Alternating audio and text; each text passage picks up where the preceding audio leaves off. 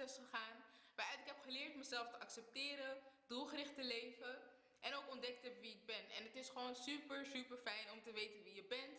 En waar je naartoe werkt in het leven. En dit gevoel gun ik jou ook. En we zijn allemaal uniek. We zijn allemaal uniek.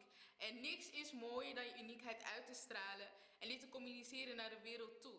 Want de manier hoe je kleedt is een vorm van non-verbale communicatie. Nou, ik wil mensen stimuleren hun eigen kledingstijl te ontwikkelen. En ze er ook gewoon bewust van maken dat ze gewoon uniek zijn en dat ze dit mogen uitstralen. Om deze reden ben ik mijn eigen kledinglijn gestart, genaamd Imana. In april open ik mijn eigen pop-up store in het winkelcentrum Oostpoort.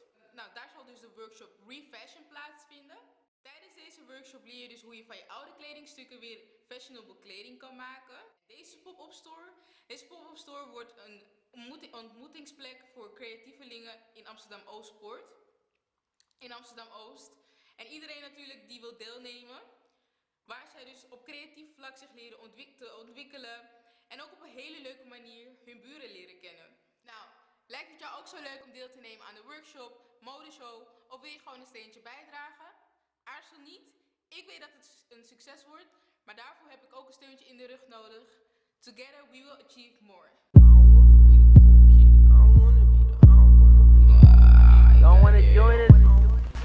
Het ging net zo goed. Oké, take 3. Let's try that again. Really though, really though. I don't wanna be a cool kid. I don't wanna be a cool kid. I don't wanna be a cool kid. I don't wanna be a cool kid.